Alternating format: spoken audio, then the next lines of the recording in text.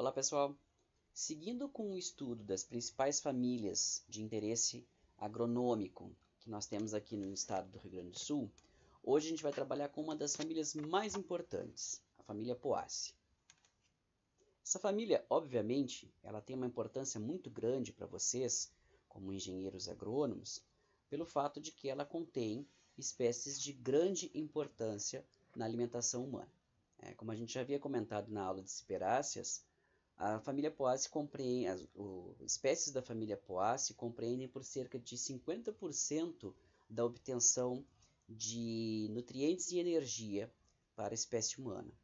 Nós sabemos que nós temos, de certa forma, uma limitada quantidade de espécies que nós utilizamos para a nossa alimentação, de forma global. Nós utilizamos em torno de 30 espécies para a alimentação da maior parte das culturas do nosso planeta. Então isso, além de ser bastante perigoso do ponto de vista da segurança alimentar, né, também provoca desgastes, né, por conta de muitas culturas serem exigido muito de muito poucas culturas, né, para a nossa alimentação. Dentro desse contexto, a família Poaceae é uma das que mais contribui, né, para a questão da nutrição humana, uma vez que dentro dessa família nós temos espécies extremamente importantes como o arroz e o trigo, por exemplo, né, que fornecem grande parte de energia para a nossa espécie, né. Nós vamos ter, obviamente, inúmeras outras espécies de poáceas, né, que vão fornecer para a gente energia, não só do ponto de vista da energia para alimentação, mas também energia para, por exemplo, na forma de etanol, por exemplo, na produção da cana, né?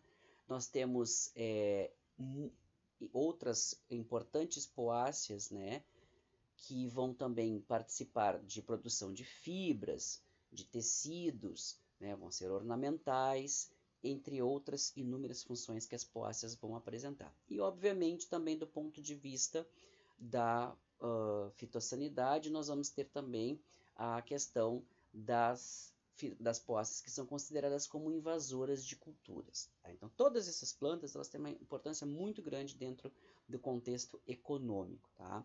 Obviamente, vocês vão ver todas essas plantas com maiores detalhes, a sua fisiologia, detalhes da sua morfologia, dos seus processos reprodutivos, das suas necessidades nutricionais, quando vocês trabalharem com as plantas daninhas e quando vocês trabalharem com as plantas de lavoura. Aqui, na nossa disciplina, o foco é dar uma noção geral para que vocês possam reconhecer uma espécie de Poaceae quando vocês estiverem trabalhando com uma espécie dessa família e vocês conhecerem alguma coisa a respeito da diversidade dentro do grupo, ok? Bom, o que nós vamos abordar hoje? Então, a sistemática, onde se situa a família Poaceae no processo evolutivo das plantas, né, no percurso que as plantas percorreram ao longo de sua evolução no nosso planeta.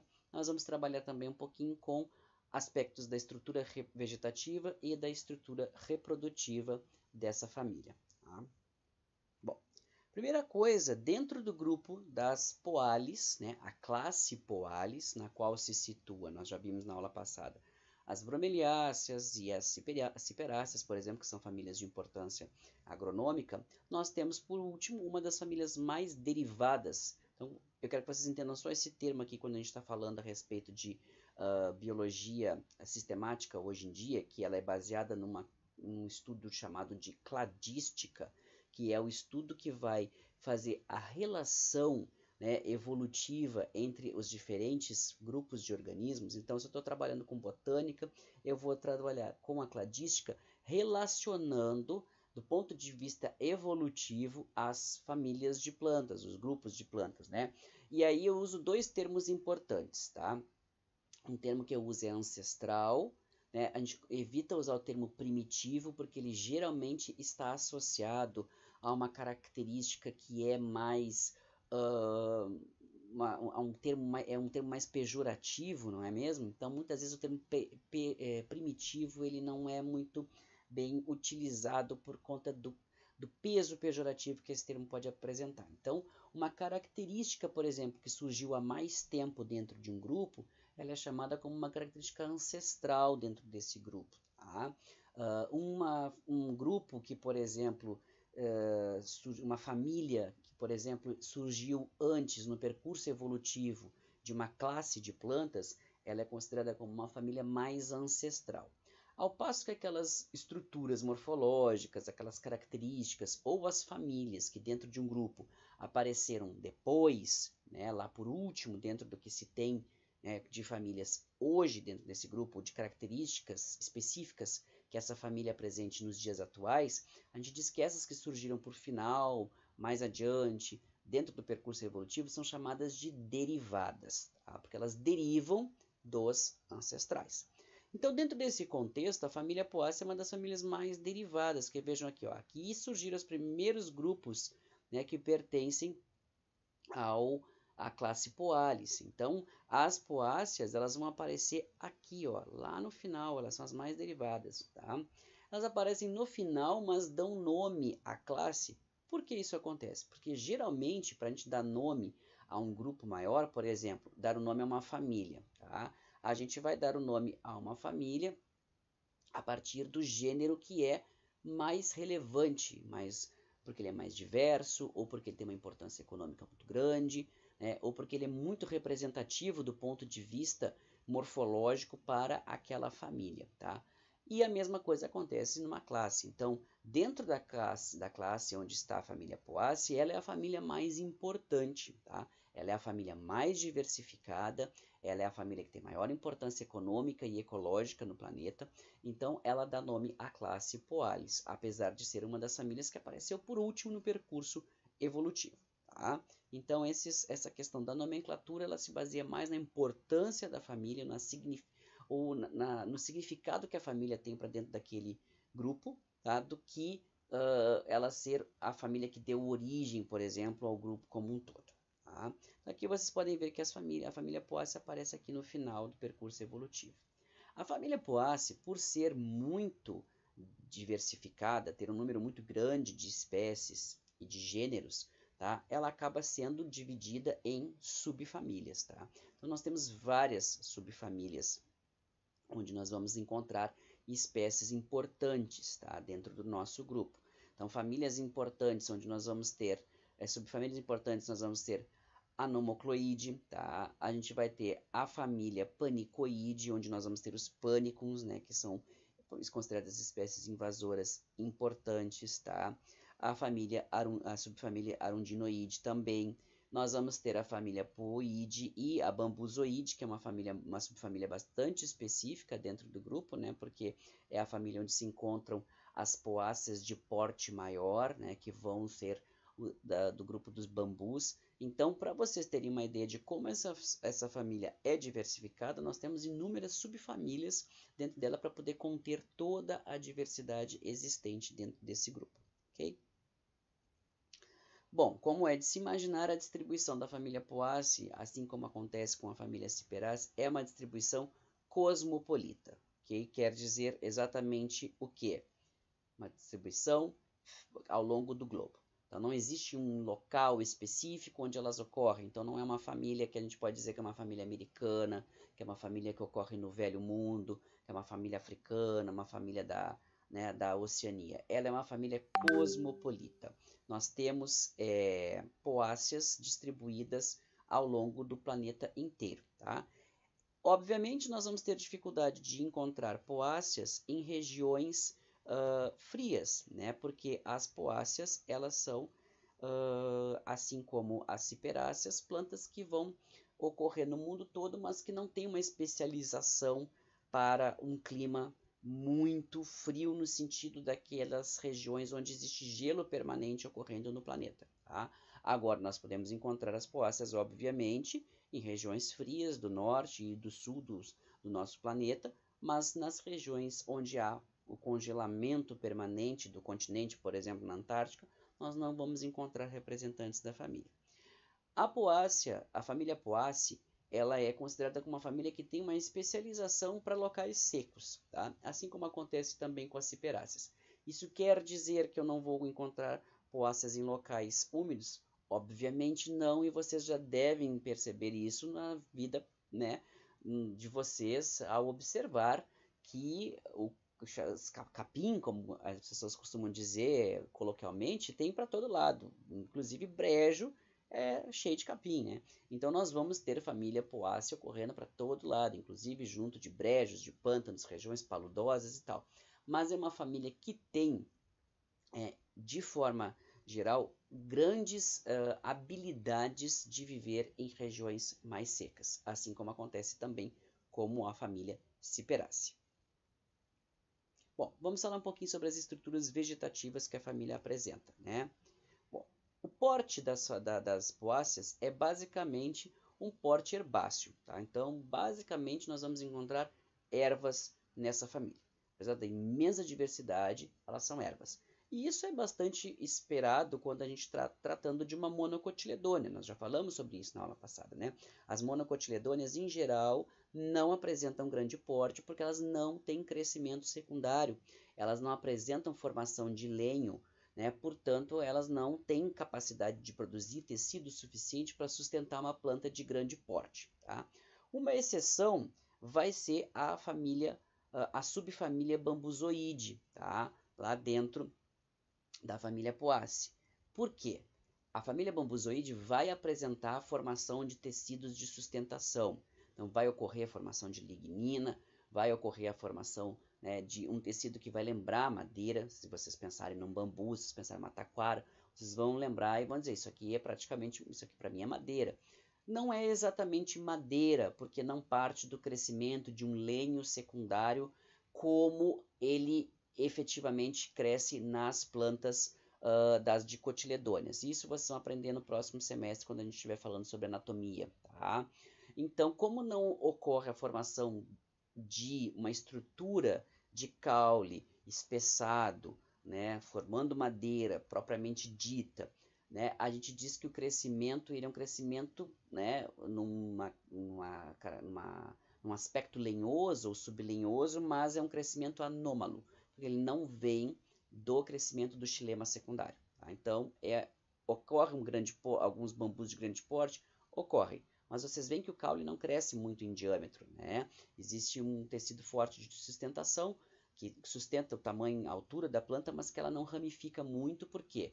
Ela não tem um diâmetro muito grande que consiga sustentar uma planta de porte muito robusto, tá bom? As raízes vão ser fasciculadas e a gente vai ter elevado crescimento radicular, assim como acontece com as ciperáceas quando nós estamos tratando de plantas de lugares quentes e mais secos. Isso é interessante porque mostra já aí, a partir desse momento, as adaptações que a família vai encontrar para viver em lugares mais secos, tá? Essa ramificação intensa que acontece muitas vezes em plantas que ocorrem em dunas, em beira de praia, em regiões de solo seco, elas são muito positivas porque elas permitem também para o solo uma vantagem, uma vez que evitam processos erosivos. Tá?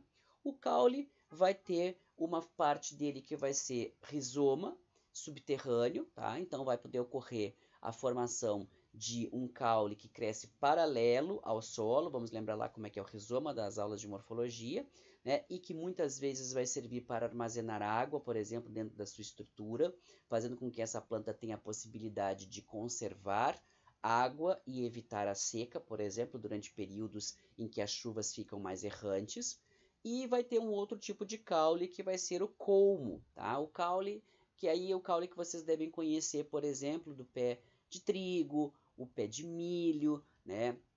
As braquiárias, panicum, né? A maior parte dos capins, as evei, vão ter um caule do tipo colmo, tá? Que é um caule ereto, verde, e que pode ser um caule que é oco ou preenchido, tá? Então ele vai ser um caule verde, geralmente é um caule flexível, é um caule capaz de fazer fotossíntese em plantas de porte menor, que são essas plantas mais herbáceas, é o caule característico desse tipo, tá? Ele pode ser preenchido ou pode ser oco. No caso, por exemplo, da cana-de-açúcar, ele é um caule preenchido. No caso dos capins em geral, no caso do trigo, vai ser um caule oco. Tá? Também os bambus vão ter um tipo de caule especial, onde nós vamos ter um colmo onde os anéis, que são os nós do colmo, são muito marcados, tá? Esse é o chamado tipo colmo fistuloso, tá? As folhas, por sua vez, vão ser incompletas e invaginantes, ou seja, são formadas por bainha e limbo. Não há pecíolo, tá? As folhas vão ter uma disposição alterna dística e a bainha vai ser fendida, ao contrário do que acontece em ciperácea, característica para diferenciar poácea de ciperácea. A bainha, tá? Não esqueçam, ciperáceas caule também é anguloso, enquanto nas poáceas o caule é cilíndrico, tá? A folha, então, é fendida na bainha nas poáceas, a bainha não se solda, ao passo que nas ciperáceas a bainha é soldada. E aí nós temos a presença da lígula, tá? Que a gente já viu na aula de ciperácea, a gente vai ver agora de novo o que é a lígula. Tá? Bom, então caule do tipo rizoma, crescendo subterrâneo, dando ramificações laterais que vão ser os caules do tipo colmo, que vão crescer para fora do solo. Então, esse aqui, ó, você pode até ver a cor, ó, uma cor pálida, sem haver presença de clorofila, crescendo sob o solo e ramificando para formar raízes e também ramificando lateralmente para crescer caule para fora do solo para que se desenvolva a parte aérea, tá? Aqui já verde para poder fazer a fotossíntese, o caule do tipo colmo, geralmente verde, fotossintetizante. E aqui, ó, o colmo preenchido da cana-de-açúcar, totalmente preenchido, né? E aqui o colmo fistuloso, com os nós bem marcados, típico da subfamília bambuzoide, né? Um caule oco por dentro. As folhas, por sua vez, gente, ao contrário do que acontece com as ciperáceas, elas têm a bainha fendida, ou seja, ela se dobra uma sobre a outra como se fosse um envelope, né? Que coloca uma parte sobre a outra, então elas passam uma em cima da outra, se sobrepõem, mas elas são fendidas. Se vocês abrirem isso aqui, vocês conseguem chegar até o final da bainha, onde a bainha vai se ligar ao colmo, e vocês conseguem tirar a folha normalmente sem precisar rasgar a folha, como vocês precisariam fazer com uma ciperácea, tá? Aqui na junção da folha, né, da bainha da folha com o limbo da folha, é que ocorrem estruturas típicas das poáceas, tá? A lígula, que é essa espécie de projeçãozinha aqui, ó, estão vendo? Uma projeção membranácea que acontece por dentro da folha, bem na junção do limbo com a bainha. Esta estrutura aqui é a lígula. Isso aqui é uma característica diagnóstica de Poácea. Ciperácea não tem, Juncaceae não tem, famílias Restionáceas, famílias parecidas com Poácea, não tem essa estrutura, ok? Poácea tem. E é interessante porque essa estrutura ela vai ter um valor significativo do ponto de vista taxonômico para identificação de espécies dentro do próprio grupo das Poáceas. Porque a lígula não é sempre desse jeito aqui, uma membraninha, uma folhinha reduzida.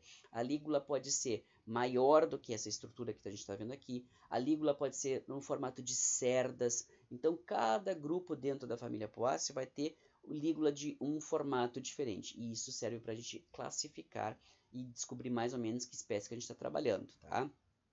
E também existe uma outra formação de uma estrutura aqui, que são essas dobras que ocorrem aqui na junção do limbo com a bainha e que são chamadas de aurículas, porque lembram orelhas. Então recebem o nome de aurículas. Essa estrutura aqui, gente, ela é também de valor diagnóstico muito importante para se identificar plantas dentro da família Poaceae, tá? Então, só para vocês terem uma ideia, a gente trabalhando aqui quando vocês tiverem que, por exemplo, fazer uma identificação de uma espécie, né, de interesse econômico, né, de uma poácea de interesse econômico, ainda em estágio vegetativo, antes que apareçam as flores que possibilitem o desenvolvimento, né, as estruturas reprodutivas, que são a forma mais fácil de identificar a diferença de uma aveia para uma cevada, para um trigo, é possível identificar, pessoal, pela estrutura da lígula e pela presença ou não das aurículas. Só para vocês verem aqui como cada espécie aqui da aveia branca, preto, azevém, centeio, cada um desses grupos vai ter uma aurícula e uma lígula de um formato diferente. Então é possível identificar essas espécies ainda no estágio vegetativo pela simples presença e formato de uma folha e formato da lígula, ok? Bom, com relação às estruturas reprodutivas, agora fica um pouco mais complicado, porque assim como as flores das ciperáceas, as flores das poáceas são muito diferenciadas, elas são muito reduzidas e alteradas do ponto de vista daquilo que a gente conhece como uma flor. A gente vai pensar numa flor, a gente vai pensar num hibisco, vai pensar numa rosa, vai pensar, né, em flores grandes. E aí, quando a gente está tratando de uma poácea, a gente vai pensar numa flor que ela é muito alterada, né, do ponto de vista do que a gente tem como uma flor.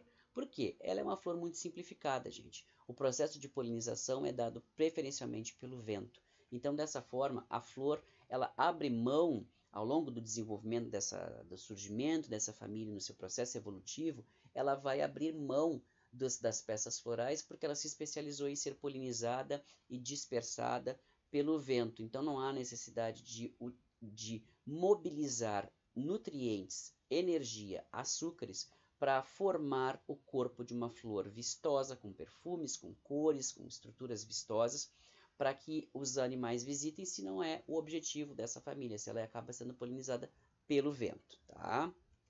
Bom, as flores então elas podem ser monóicas ou dioicas, a gente já viu esse exemplo até mesmo no trigo, no milho, né?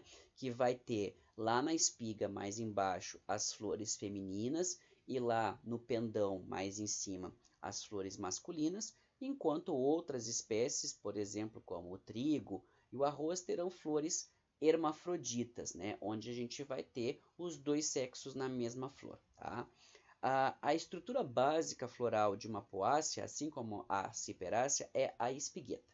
Essa é a unidade morfológica reprodutiva básica de uma poácea, tá? A espigueta ela vai ser envolvida, ao contrário do que acontece nas ciperáceas, as espiguetas das poáceas são envolvidas por duas glumas, né? Que são brácteas especiais que envolvem a espigueta da planta e essas brácteas recebem o nome de glumas, tá? Lá dentro da espigueta, né, envolvida pelas duas glumas, eu vou poder ter um número variável de flores, tá? Então eu posso ter uma flor apenas dentro por espigueta, ou eu posso ter mais flores por espigueta, né? Como por exemplo no caso do trigo. Uh, cada flor dentro da espigueta vai ser envolvida por outras duas brácteas, a pálea e a lema, tá?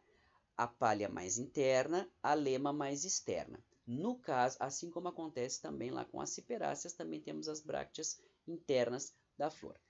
A palha e a lema, gente, elas são diferentes um pouco, tá? A lema, por ser externa, ela é um pouco maior e muitas vezes a lema pode apresentar uma estrutura chamada de arista. A ponta da lema apresenta uma projeção que parece um espinhozinho, tá? É uma agulha. Tá? Isso é a arista, que é o que vocês encontram, por exemplo, no trigo, tá? Aquela projeção comprida que acontece no trigo é a arista da lema da espécie que é o trigo. Tá? Outras plantas não vão apresentar essas aristas, por exemplo. Braquiárias, panicum, né, não vão ter aristas nas suas lemas. Tá? O androceu e o gineceu vão ser compostos por umas características bem interessantes. Tá? A gente vai ter 3 estames que vão ter filetes bem longos e bem flexíveis e grandes anteras. Qual que é o objetivo disso? Possibilitar que isso balance ao vento e largue o pólen, que é muito, né, parece um pó, né, e é produzido em grande quantidade para ser levado pelo vento. E o estigma, por sua vez, ele é bífido, partido em 2, portanto, e parece que tem umas pluminhas na volta do estigma. O estigma é importante porque ele é o que captura o pólen que está voando. Então, como ele parece que tem umas pluminhas na sua estrutura, ele consegue capturar o grão de pólen que voa mais facilmente. Então, é uma planta muitíssimo bem adaptada à polinização pelo vento, extremamente bem adaptada. E por isso que ela consegue se reproduzir e se espalhar pelo planeta com tanta facilidade. O fruto, por sua vez, é a cariópse. É um tipo de fruto-semente que a gente chama, tá? Porque ele é um fruto seco, cuja parede do fruto está grudada diretamente na semente, tá? E ela fica presa, a semente fica presa à parede do fruto. E é um fruto seco. Então, a gente muitas vezes, coloquialmente, a gente fala que é uma semente, mas na verdade nós estamos tratando de um fruto. Então, por exemplo, um arroz com casca, né? Ele é basicamente o fruto do arroz, né? Então, a gente tem a parede do fruto grudada a semente. Por isso que a gente chama de fruto-semente. No caso das poáceas, por ficar a semente presa ao corpo do pericarpo e não se soltar, e não se abrir, a gente chama de cariópse. Existem outros frutos-sementes? Sim, mas no caso aqui, que é o caso da cipsela, por exemplo, que é na família Asterácea, que a gente vai ver depois, mas que vai ter um outro tipo de formação e por isso que a gente vai chamar por outro nome, tá? Bom, vamos lá. Aqui a espigueta, onde nós vamos ter as glumas, tá? E aqui a espigueta em si, tá? Aqui a lema, que a gente pode ver que é mais externa e pode ter esse compridinho aqui que é a arista, tá? E aqui dentro os estames e as flores. Em detalhe, gente, aqui ó, a gluma, tá? As glumas, a gluma inferior, a gluma superior, e aqui dentro dessa espigueta nós só temos uma flor. Lembrando que eu posso ter mais de uma flor por espigueta, tá? Aqui nesse caso eu só tenho uma, então eu tenho aqui, ó, gluma inferior, gluma superior, e dentro eu vou ter o quê? Por fora em maior, lema, por dentro menor, pálea. E aqui eu vou ter o quê? Ó, os 3 estames com seus filetes bastante compridos e flexíveis, grandes anteras, né? Que isso aqui faz com que esses filetes balancem essas anteras de forma muito eficiente no vento, fazendo com que o pólen seja dispersado, e o estigma, aqui o ovário, redondinho, e o estigma bífido, e parece que coberto de pelinhos, com a função de pegar o grão de pólen que vai passando ali ao vento. O que a gente pode observar aqui, gente? A lema não tem arista aqui nesse caso dessa imagem, tá? Aqui a lema tem uma arista bem grande, ó. Ó, a projeção que acontece na ponta da lema. Que interessante. Aqui uma imagem então mostrando para vocês, tá? Aqui pálea mais interna, lema mais externa e maior, com uma pequena arista aqui na ponta, o estigma bífido parece, né, uns pelinhos, né, para capturar o grão de pólen, e os grandes estames que estão aqui soltos, né, e balançando ao vento. Aqui no caso os estames a gente percebe que eles já estão até abertos aqui na porção final e eles estão murchinhos porque eles já soltaram o grão de pólen, tá? Aqui é a mesma coisa, gente, ó, em uma imagem um pouquinho mais colorida, ó. Os estigmas bífidos parecem peninhas e aqui os estames que estão já soltando o grão de pólen pelas aberturas na ponta.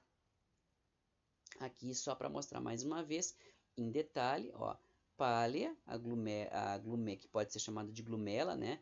Que é a gluma menor de dentro da flor, tá? Pequenininha aqui, e aqui a lema maior externa com a arista. Novamente os estigmas pilosos, o ovário no meio e os estames que balançam no vento, ok? Por fim, gente, o fruto, a tal da cariópse, tá? A cariópse, então, aqui como a gente pode ver no trigo, aqui alguns abertinhos, mostrando dentro que, por fora, gente, isso aqui é a estrutura do fruto. O fruto é o quê? O ovário fecundado, né? Então, você ouve lá a fecundação do óvulo, a parede do ovário, que são as folhas carpelares, crescem junto com o óvulo que vai se tornar a semente, e aí dão origem ao fruto.